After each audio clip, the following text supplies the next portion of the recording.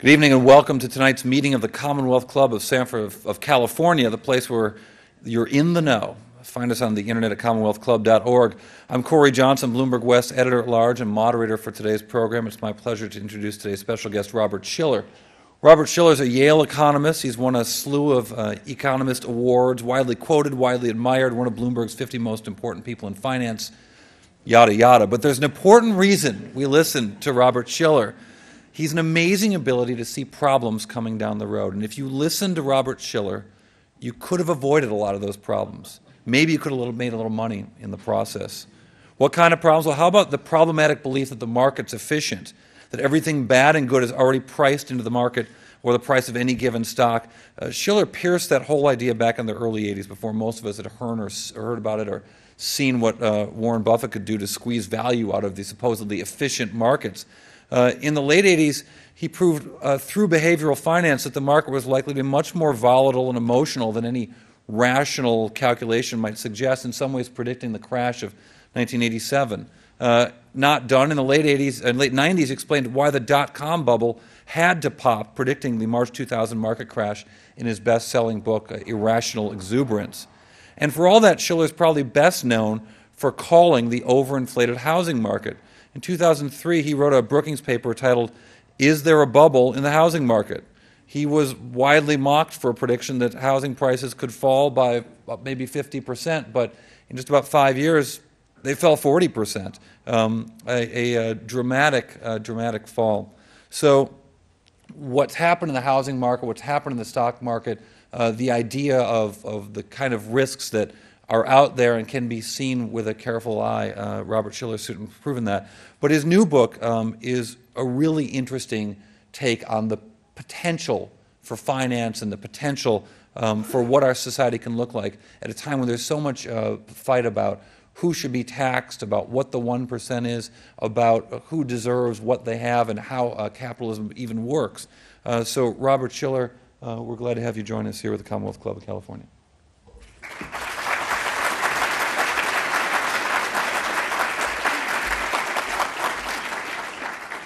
Well, Corey, you gave a number of examples of me predicting disasters of one sort or another.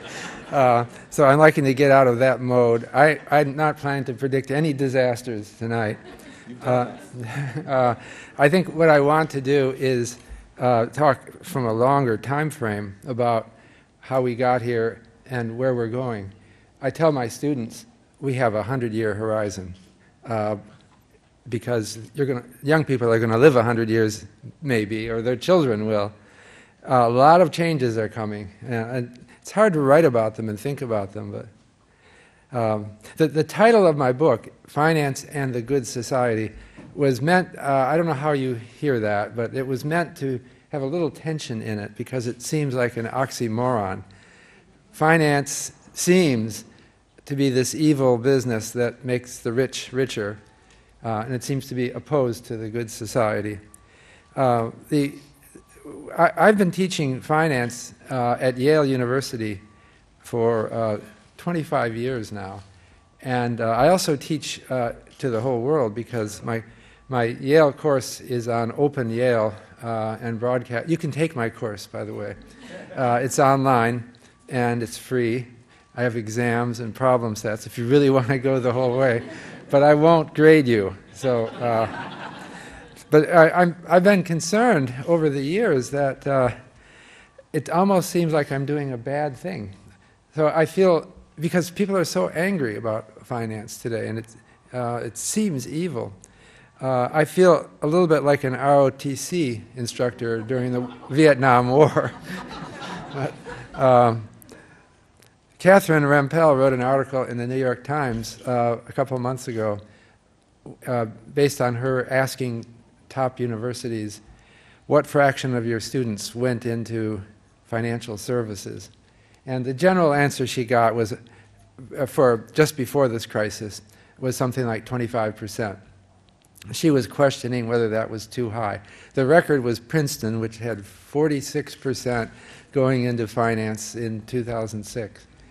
Some people you're frowning. I think I'm touching a nerve here, I guess, that people are they think, whatever happened to science or engineering or education or the helping professions? Is something wrong? Well, I'm not going to say what the percent should be, but I want to think about that. And I think that, see, part of the reason, now, I hope I don't anger some of you. I've given talks like this in the past, and it sounds like I'm apologizing. So let me say right up front that there are some really awful people in finance, okay?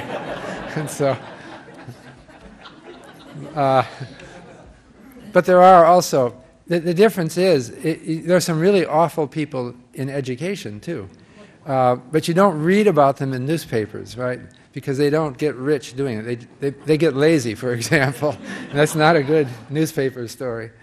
But the thing is that there's a fundamental problem with being so angry at finance, and that is that we're going through a worldwide miracle of economic growth in all of the emerging areas of the world, in Asia, in the Middle East, in Latin America, in the former Soviet countries, even in sub-Saharan Africa. And I believe this is because of our financial capitalism. We're emerging into an era of financial capitalism. And financial capitalism is, what is it? It's really about new methods of allocating resources, incentivizing people, and managing risks. And it makes business work. Now, I'm sounding awfully, I don't know, pro-market, but I'm going to come back and say that it only works when you have proper regulation. The system we have is an invention that was developed through experience over hundreds of years, and the countries that have adopted it have done really well. And now it's kind of an open secret that this works. So when Lula became president of Brazil, people thought he was leftist and he was not going to be friendly to business, but he was friendly to business, and now there's a miracle in Brazil. But it's not just Brazil, it's all over. The financial crisis has created a sense of serious problem with this, but I don't think that it's tipping the balance so that we would actually stop this progress, not at the current point. But there's a sense that you'll get in some discussions of the recent crisis that it's some malefactors who caused the crisis. Well, there are malefactors, but it seems to me that the question should be, what kind of economic system do we want? You know, we live in a world where there's all kinds of people, and there are some people that scare others. They haven't committed any crimes yet, right? And you kind of want to stay away from them, but they're out there, and unless they commit a crime, they're going to be out there. So we have to design a system that is as nice, that it encourages them to be constructive. There are aggressive, selfish, greedy people, okay? They tend sometimes to go into finance because it's a good place if that's your personality.